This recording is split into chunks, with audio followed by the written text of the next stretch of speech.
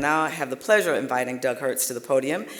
Doug is a member of the Georgia Ports Authority Board, and he will introduce our speaker. Thank you, President Kathy. And we're joined as well by Chris Womack, who's another member of the Georgia Ports Authority Board. So happy that we have come out to support our fearless leader this morning. And we're excited to have Griff Lynch speak to us today. I promise you, I said this a few years ago when Griff spoke, but there is no finer leader of any port in the world than Griff Lynch. And Georgia is lucky to have him. He spent 35 years in the industry.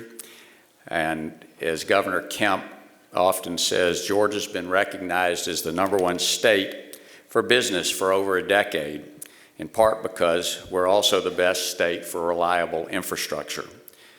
As powerful economic drivers, the ports of Savannah and Brunswick are a key part of our pro-job creation environment, and we foster to ensure every part of our state can thrive, and Griff, I know, will speak a little bit to that.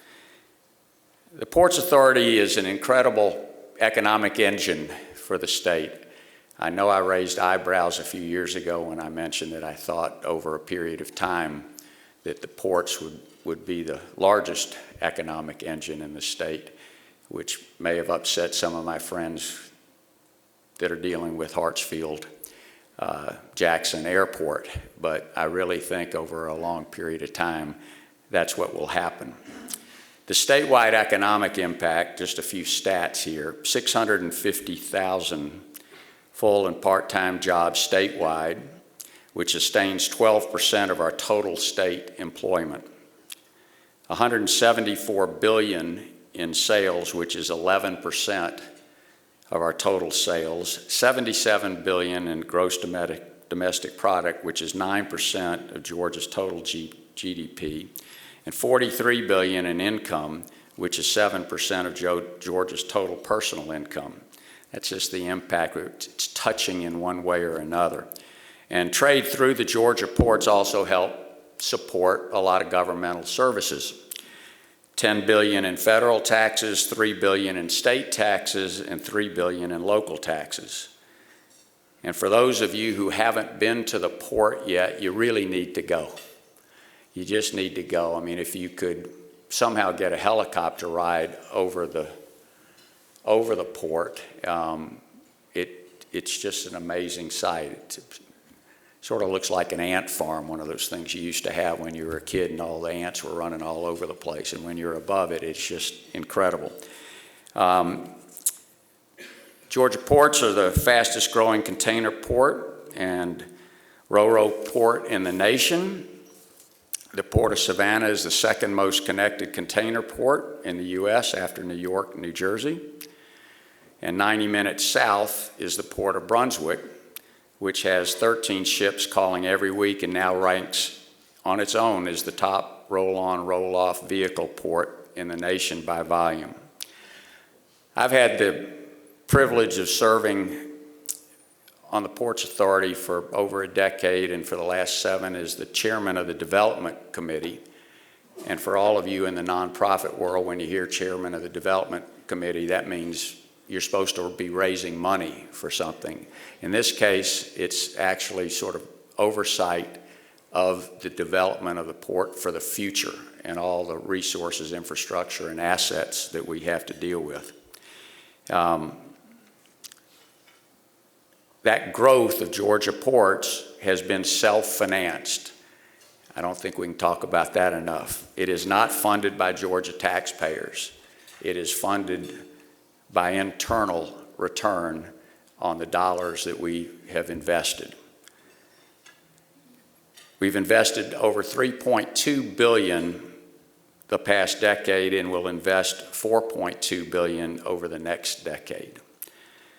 From the time Griff joined GPA as Chief Operating Officer in 2011 until today, revenues have increased 162%. Container volumes are up 80%. Roll-on, roll-off volumes are up 83%.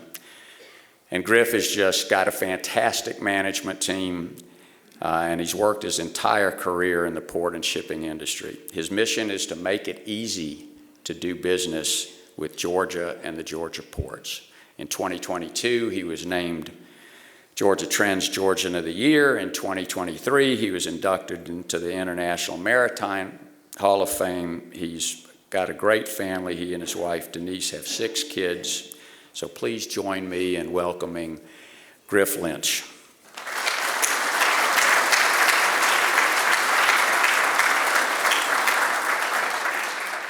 Thank you, Doug. That was very kind. I have to be honest, though. I've been in Georgia 14 years. I moved down with my family from New Jersey, New York area. And after I just heard Consul General Laxmanan's resume, it's taken me 15 years to learn how to speak Georgian. All right, so listen, we have a brief presentation, and I'm going to have a chat with Doug up here and answer any questions. So I'll try to give you just an overview of the ports as we run through what we're doing today. And let's start with a very nice video to get you fired up for that.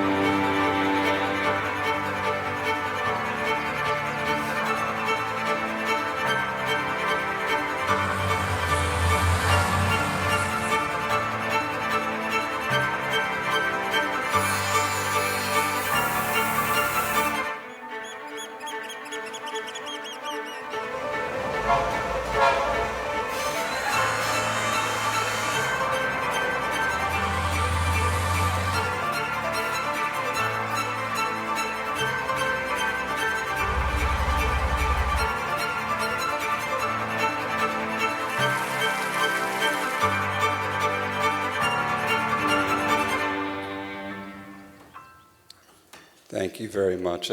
That really is an amazing pictorial, the sights and sounds of the Georgia Ports Authority. Doug mentioned it. We broke a record this year on the auto side. I will not talk about autos too much today, but we became this past year the #1 auto port in the nation, which is a credit to our team and all the support we receive. I want to just take a moment also, Doug mentioned Chris Womack. We've got our vice chair, Chris Womack, here. Thank you, Chris, for making the time. And Doug has led the Ports Development Committee, as he said, for 7 years, and he can be challenging with the financials, let me tell you. It's good to have people of this level that are overseeing the ports. And we have an incredible board that questions us, challenges us, and that is one of the reasons we do such a great job. The other thing I just want to mention is Flavio Batista, our Chief Commercial Officer, is here. Flavio's been serving with the Georgia Ports 3 years now, and some of the great numbers that are up that I'll post up, Flavio will personally tell you it's all because of him. Thank you, Flavio. So the Georgia Ports is 80 years and growing. We actually turned 80 in March. We were founded by a legislative act back in 1945. It's a proud moment for us this past year to do that. Market trends.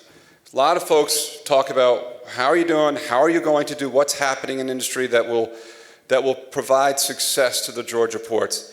And there's really a very simple answer. When you think about the ports, we see 3 shifts that have been happening and will continue to happen to support our growth. First and foremost, the consumers, the southeastern states and Texas, no surprise, are the fastest growing states in the United States. And so that is driving Georgia Ports growth. In addition to that, we have manufacturing growing. Governor Kemp talks a lot about this. We've heard about the various we've got a Rivian announcement tomorrow. So just the state economic development team has done a tremendous job. That is bringing growth to us, but also all throughout the Southeast as well. It doesn't just end in Georgia. And then finally, and a major one, is source shifting. This is where our cargo is coming from. 70% of the cargo we handle is actually imported, 30% exported. And so for obvious reasons, China has declined. If we look back in 2021, China would have been about 45% of all of our imports. Today, they're in that 35, 36% range. Now, all of the green up arrows are growing tremendously. They're still nowhere near China as a market share, but they're going to be there over time. And will China get replaced? We don't know that. But you think about Vietnam. They're now about 12%. But over that same period of time, China has declined by 17% market share. Vietnam has increased by 45%. So that's what's happening in the industry there. And the last slide on this, the Suez diversion. We see Southeast Asia as a major part of our success and the Indian subcontinent. And I'm not just saying that here because the Consul General's here with us, although that helps. The thing here is the west coast of India is where the major ports are, okay? The west coast of India is as it relates to the United States, that is closest to the east coast. So as cargo shifts to India, and it will, we stand to gain significantly. And unfortunately right now, we all know the Suez is not as active as it should be because of clear geopolitical challenges, but it will get back to normal. When the Suez is fully operational, the advantage of the East Coast over West Coast is 10 to 15 days on the ocean transit, so 10 days closer. Now that we're going around Africa, we still have an advantage of 3 to 5 days. So that just sets the tone of what's going to happen in the future. We're really excited about it. One thing is, if I'm wrong, we are still the second most connected port, and that's not inland, although we have great connections. We're talking about to the world. All the trade lanes of the world, India, subcontinent, Asia, South America, North America, Europe, and so forth. So this is determined by the United Nations Conference on Trade and Development. On the volume side, I can tell you that things are going very well at the Georgia ports. You'll see here over the this past year, we grew by about, if it pops up there, we're 5.7 million TEUs. That's the second best in our history. The best was during COVID years, up 8.6% year over year. Strong growth year. The year prior was about 12%.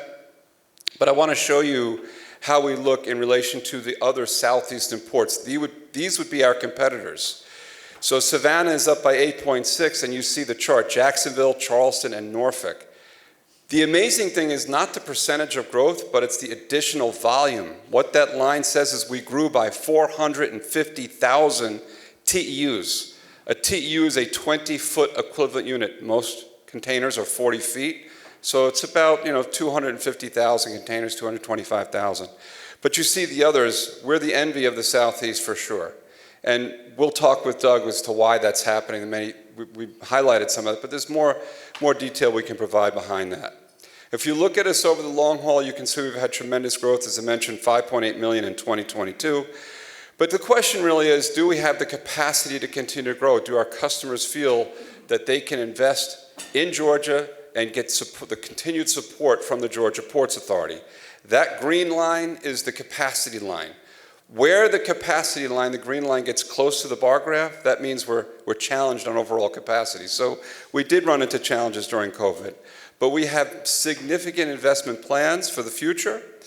And our plan is over the next 10 years to grow our capability to 9 million TEUs of capacity so that we can handle that future growth.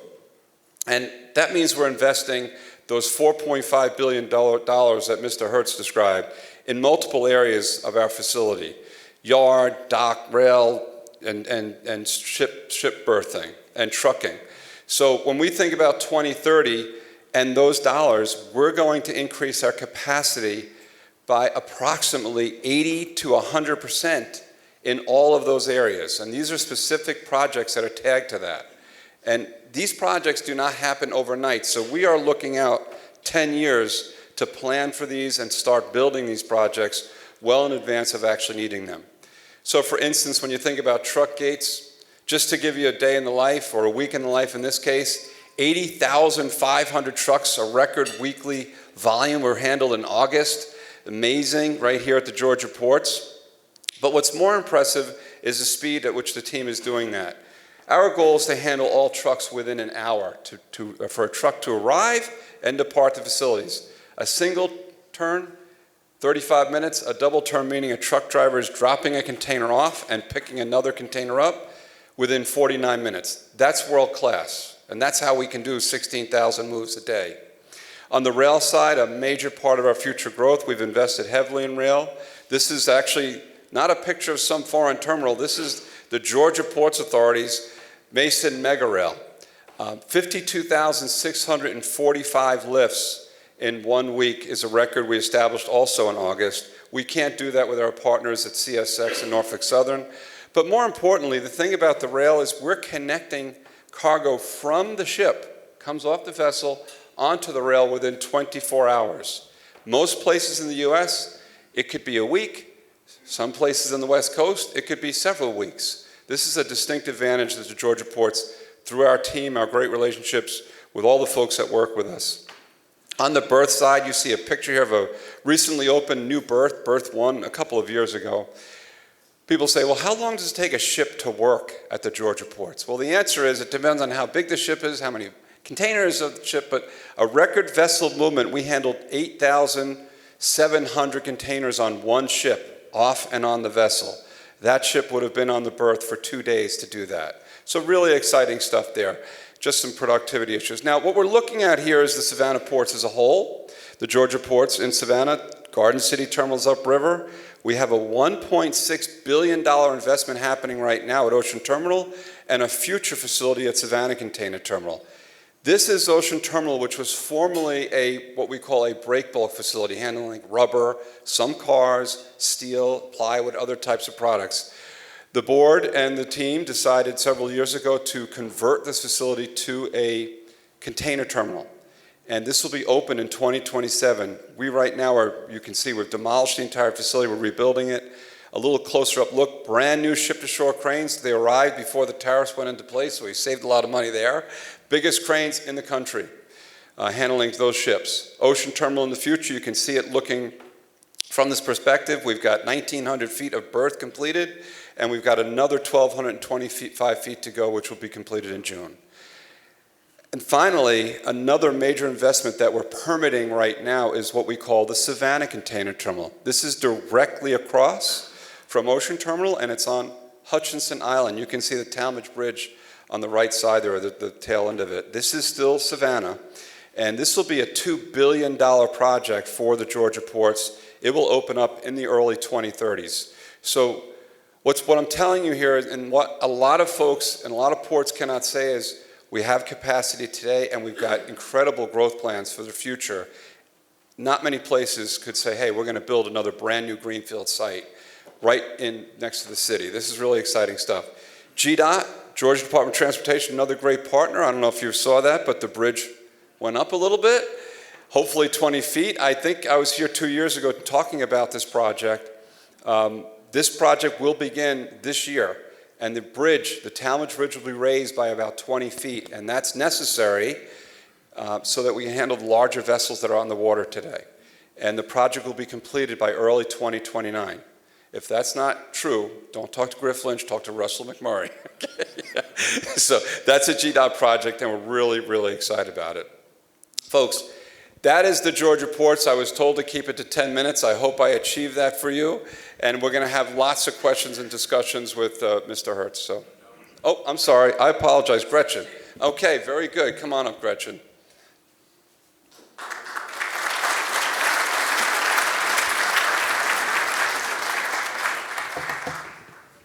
Thank you so much for that presentation. Awesome. We are all so excited that you are here today to share all that the Georgia Ports Authority is doing throughout the state of Georgia, in Savannah, throughout the state, in its partnership with this incredible city. To the board members who are here today, and Doug and Chris, we cannot thank you enough for your leadership. Y'all make Georgia run.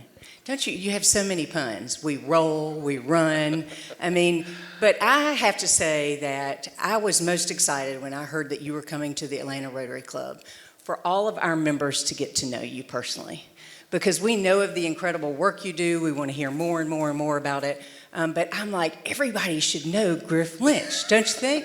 So Griff, I want, if you don't mind, I hope I don't embarrass you, but I've always thought to be such an incredible businessman, to be a wonderful leader of a team, don't you agree? To be such an advocate for all of our communities, the state, the southeastern United States, across the globe. What I've always found the most fascinating about you is how you keep everything alive at home. And the fact that you and your wife, Denise, I'm going to let you share from here, have how many children? 6 kids. 6 kids. Now, how do we do that on a daily basis? By the way, when Doug said that, I heard somebody mumbling over here, 6 kids. Holy cow, is he crazy? 6 kids. So I've traveled with Griff internationally a couple of times, and what always really just impressed upon me is, of course, the business is there. Of course, you do an incredible job. But the fact that you could, at the same time, back at home, have this incredible family that contributed so much to the community, and the community, whether it's your church, it's the nonprofits, the schools, everything that you're a part of, we want to also congratulate you for that as well. Thank you. That's very kind. Thank you so much. Yeah. We're very blessed. You know that my wife is my rock for sure, and would not be able to do anything here without her. So thank you for saying that. I'll make sure I pass that along. Please tell Denise that we're proud of her.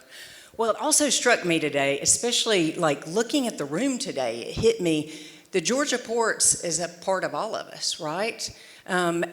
Chris, I was thinking about transformers, equipment that comes through the ports, Doug, beverages from our place, printing tickets, ink.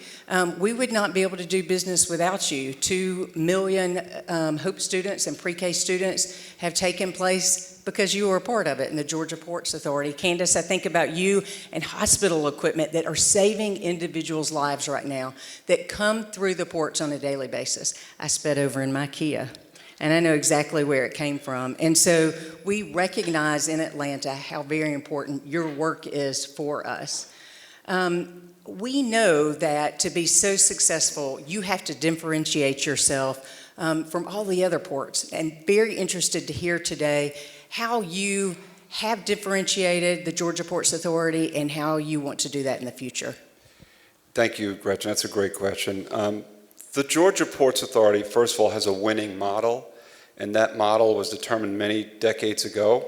We are what is called an operating port. Most port authorities, when you hear that name, are what would be called landlord ports. They're just leasing their land to private terminal operators.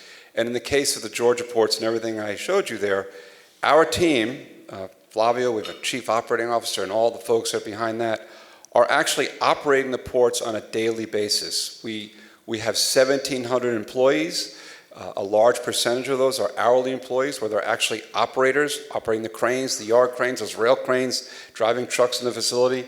And we are working in conjunction with the ILA, the International Longshoremen's Association. So we have a great relationship.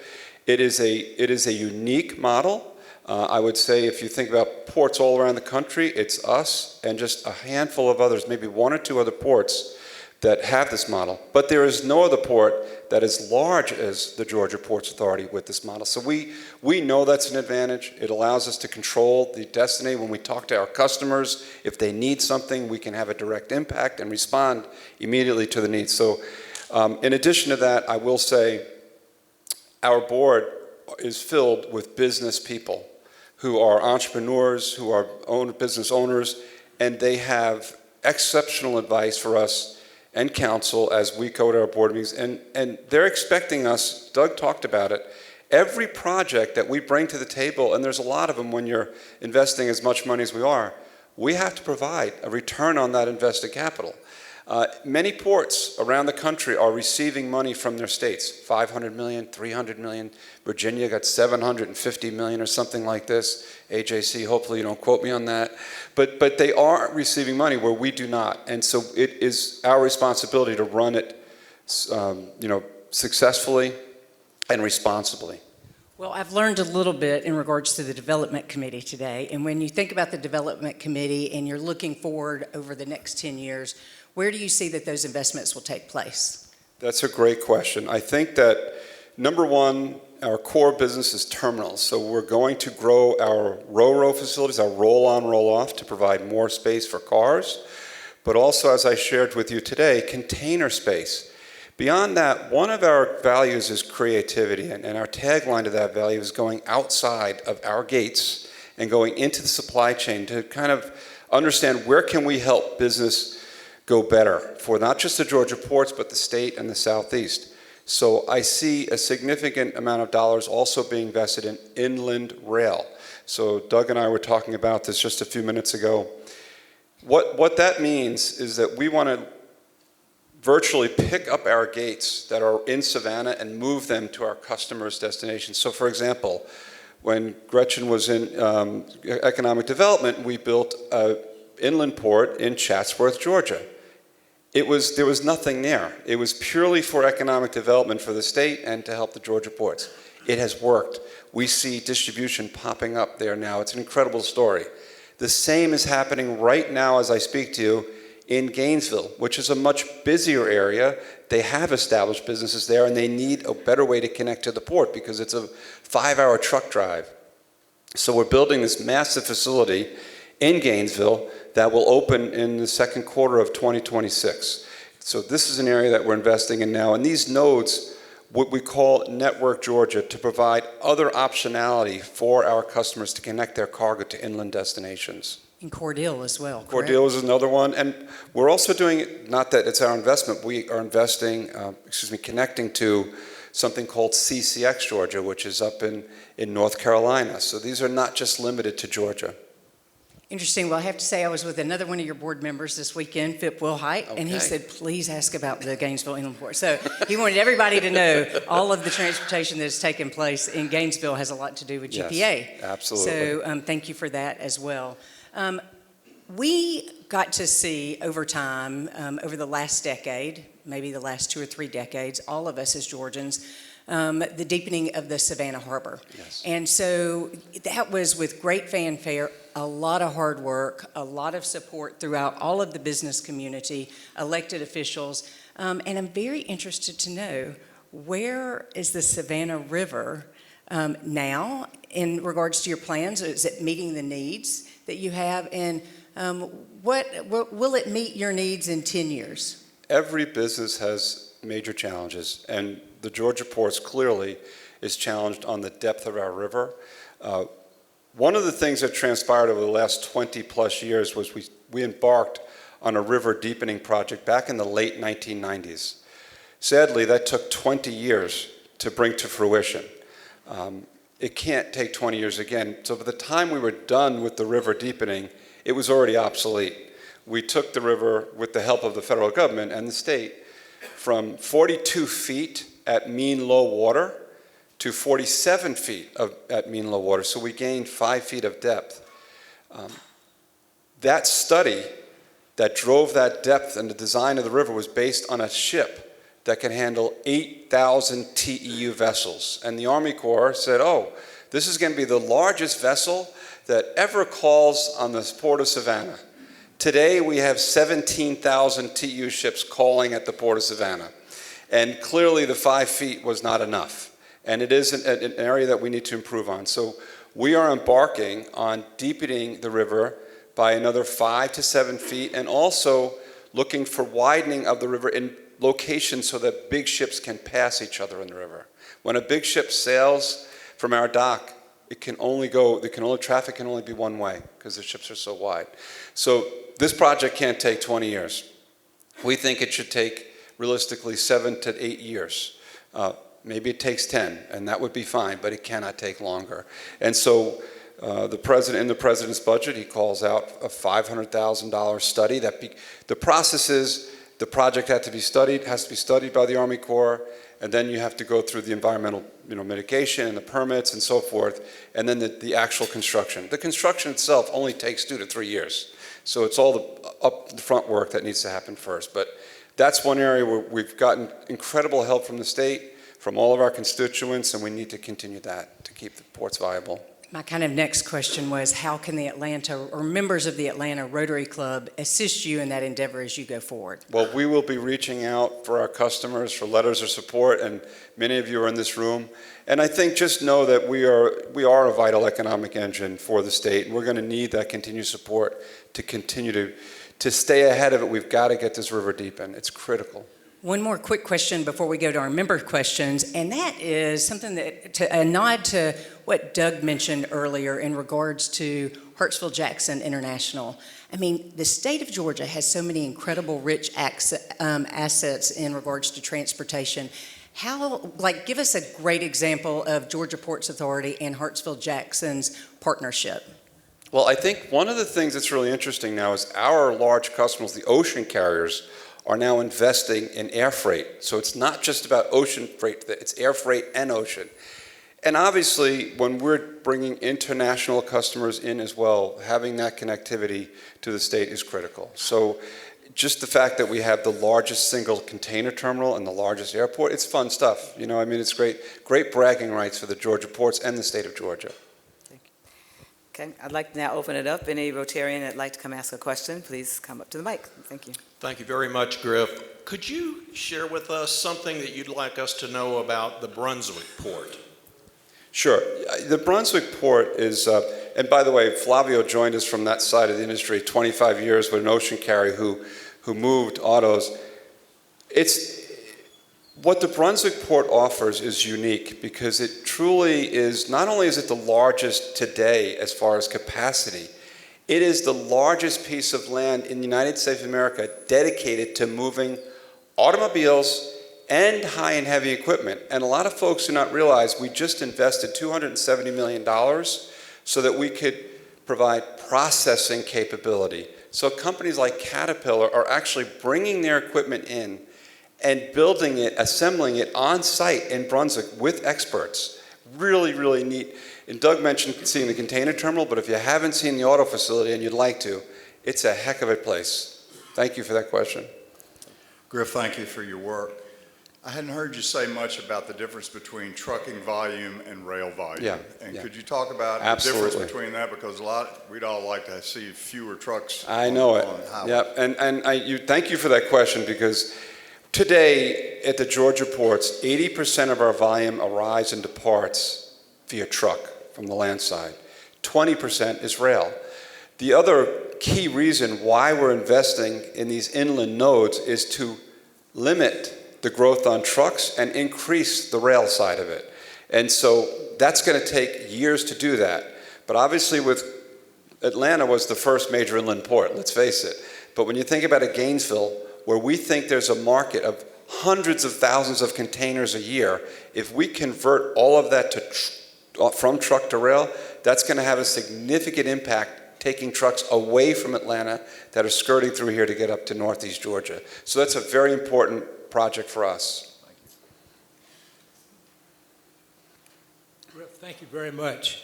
You talked about the wait time to get containers off of ships, but you see so many pictures of the boats waiting to get into the harbor. What's our average time for be offshore waiting to come in versus LA or New York?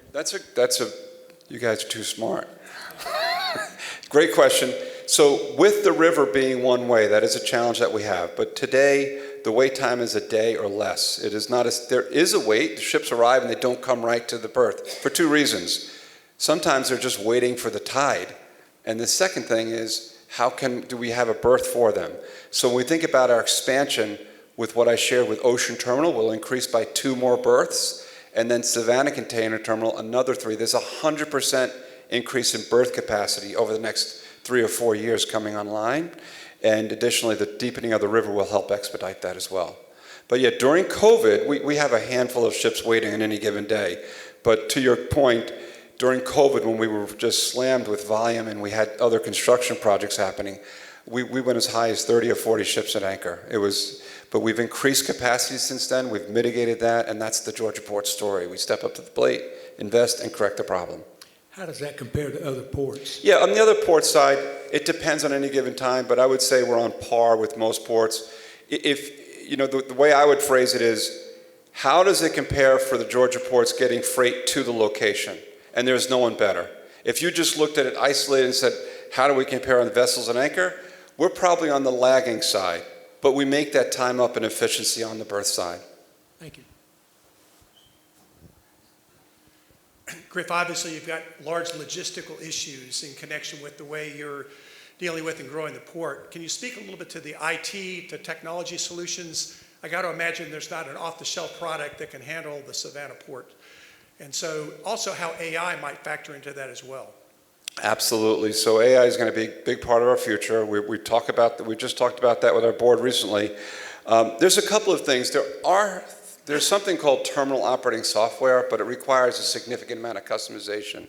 So when a container comes off a ship, if everything's going really, really well, we know whose container that is, and we what we call block stow it in the yard. If it's a rail container, we're trying to bring it directly, so we're allocating that work. The things that AI is going to do, it's going to provide predictability to our business and advanced thinking that we don't have today. And we're working on those solutions today as we speak. It's a big deal. One thing I want to share, just to add to that, is we work with university system, and for those Georgia folks, I'm sorry, Georgia Tech came to us recently and said, hey, we would like to look at how cargo is flowing from Asia to Atlanta as an example, if it's going to the West Coast or if it's going through Panama Canal to Savannah. How does it work? And just going back to that other gentleman's question, for those folks that are moving cargo from China, let's say, to Atlanta, you're paying $2,000 more to get the container to Atlanta because of the rail, massive rail component. Through Georgia, you're actually not gaining, you would think you're losing a lot of time, but it turned out in their study, real cargo, it was about a 2-day difference. And we're educating our customers and saying, okay, do you realize you're paying $2,000 more for 2 days? And the reason we're more fluid with the cargo and more efficient is 2 things: the people and the technology that we use working together. Thank you. Thank you, Griff, and congratulations on all the success and growth. The impact of the ports is tremendous and far-reaching. I'm curious about the impact on the local community and what sort of response people have there to the tremendous change that is encompassing Savannah, Greater Savannah, and how the Port Authority is communicating with those residents about that change. I got to say that both Doug and Chris have echoed those same thoughts in the boardroom and said, make sure we are doing the right thing for the community. And we invest heavily, not only in the local community, but all over the state.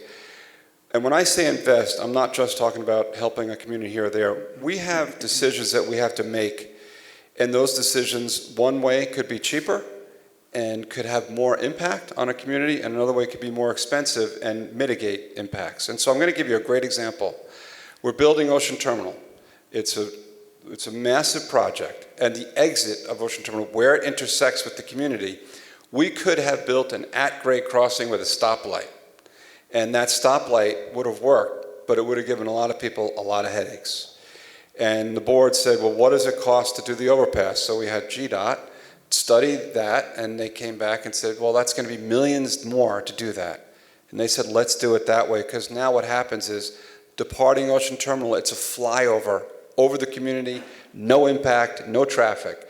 Those are the types of things we're doing. And every decision we make, if we're going to invest, not invest, we look at how does this impact the folks that are in and around our terminals. It's paramount. It's the most important decision we're making every day. So Griff, can you remind me of the size of your workforce, and is technology changing your workforce right now? Does technology change our workforce? Is it going to change your workforce? No, technology will complement, will augment, but won't change the size of the workforce today. Okay. Anything we're doing new, I would say if we bring in levels of automation, it will only further add employees, but maybe not the same ratio of employees. And how many employees is So that? we have a workforce of about 1,750 people that work directly for the Georgia Ports Authority, but if you come onto our container terminal on any given day, there's thousands of people working for different stakeholders. Okay, fantastic, thank you. So Griff, thank you very much for being here today. Gretchen, thank you so much for moderating our panel, thank you. So let's thank Griff and Gretchen for moderating.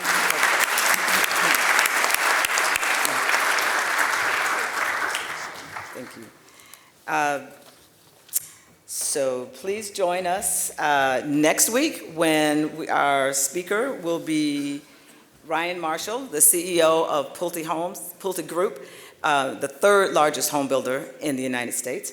And then we will have September 29th, Clyde Higgs, so he's going to talk about the Beltline and the economic engine that's been for the city. And then on October 5th, we have Kevin Greiner, our president-elect, and Katie Sayers. So please, thank you all for coming. We are adjourned.